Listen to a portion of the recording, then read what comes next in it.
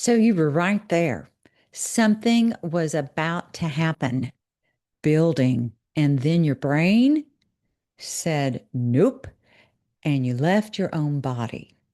That is shame. And today we're taking it back. See, the real problem here is what I need you to understand about shame.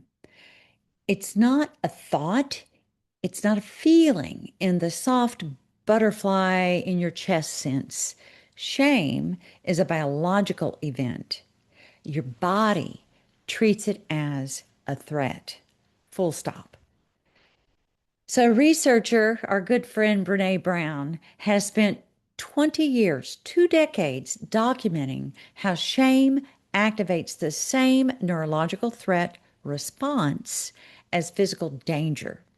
See, your cortisol spikes, your breathing goes shallow, your muscles, including the ones in your pelvic floor, brace.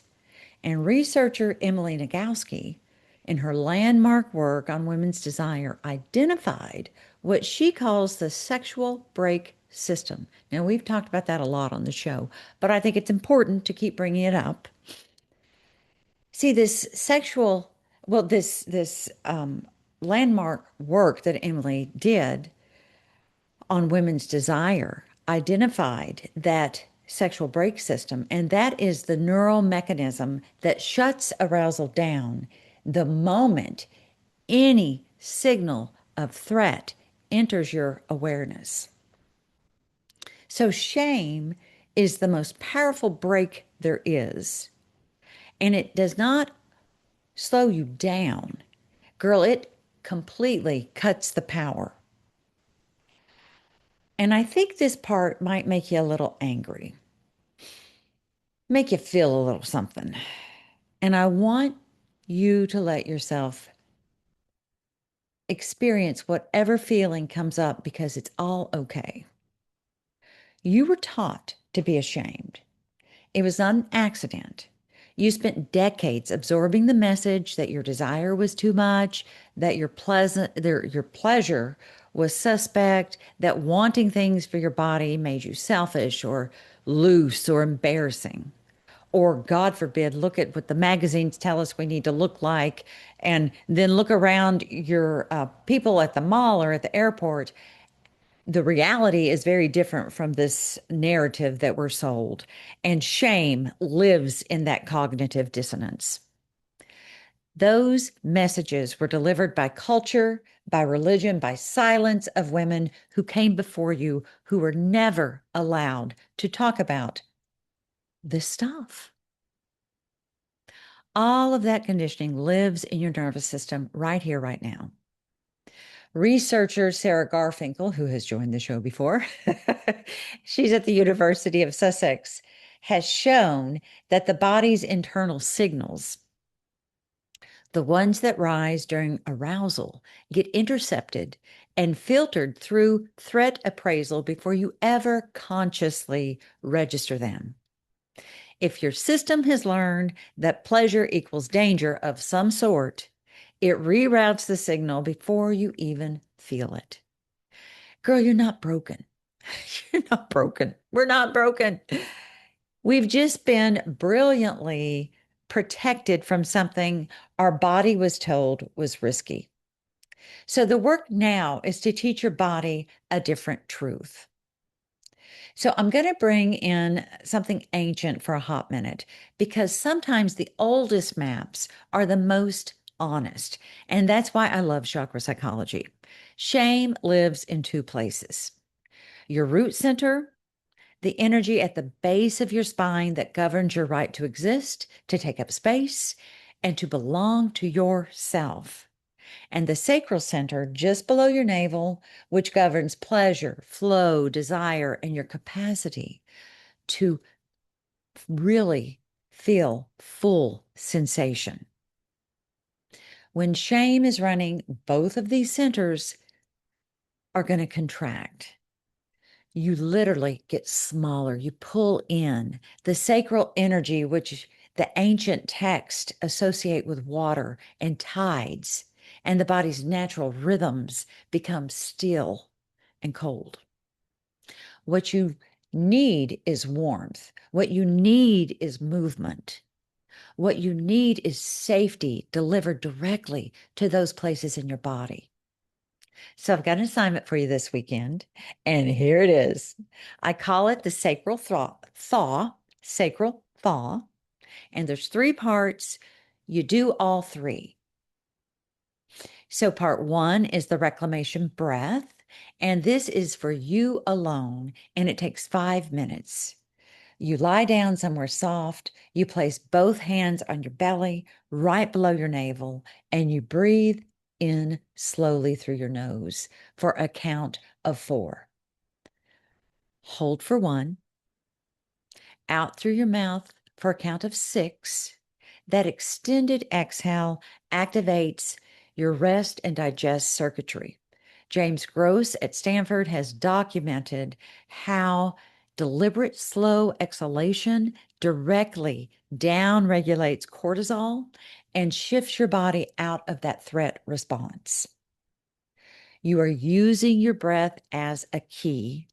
While you breathe, say this out loud: my pleasure is mine. My desire is real. My body is beautiful, and it is allowed to feel good.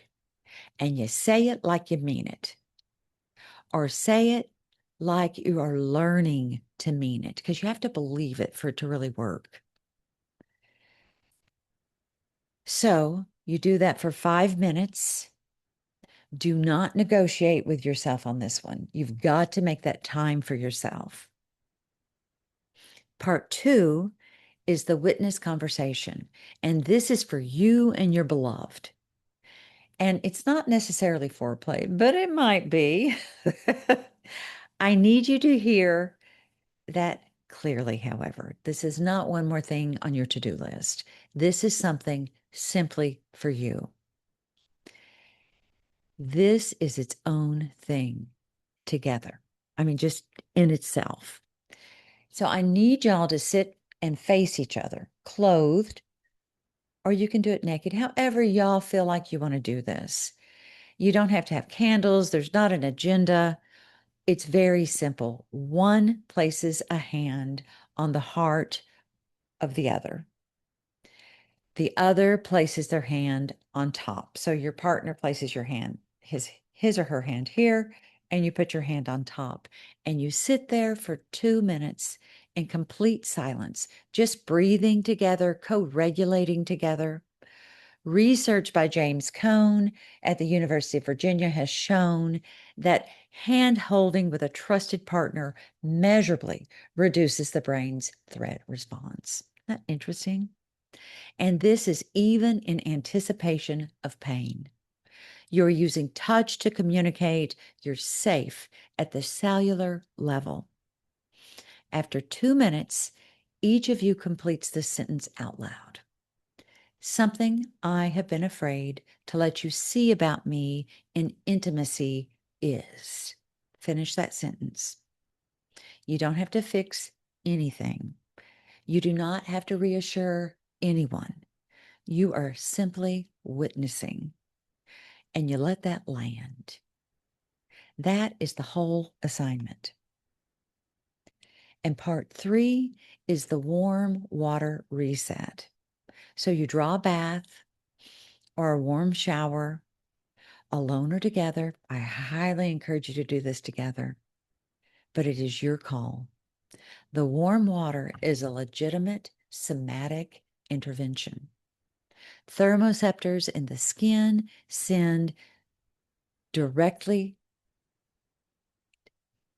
they send messages directly to the brain's threat monitoring system that you're safe.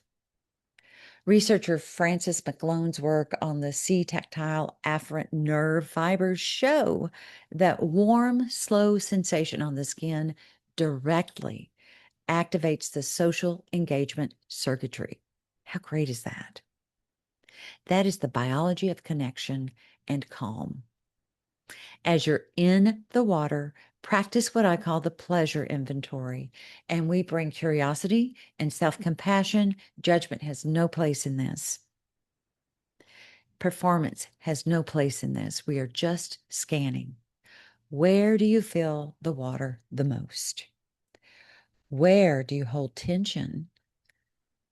When you breathe into your low belly and soften your jaw, what shifts? You're not trying to feel turned on. You're trying to feel safe because sexy follows safe every single time. So here's your takeaway for this weekend. Shame did not arrive because something is broken in you. Shame arrived because we've been taught that our pleasure is a liability. Your system did exactly what it was supposed to do. It protected you according to the rules it's been given. You're done playing by those rules, right? Take that rule book, tear it up, says who? You get to make your rules. You are a gorgeous soul, a beautiful woman over 50 who has earned every single one of your desires. You have spent years tending to everyone else. This weekend, you tend to you. You breathe, you soften, you let warmth in. That orgasm you think you've lost, it's still there. It is waiting for you. So you go get it and you love every moment of it. I'm Dr. Juls, and I'll see you next Wednesday.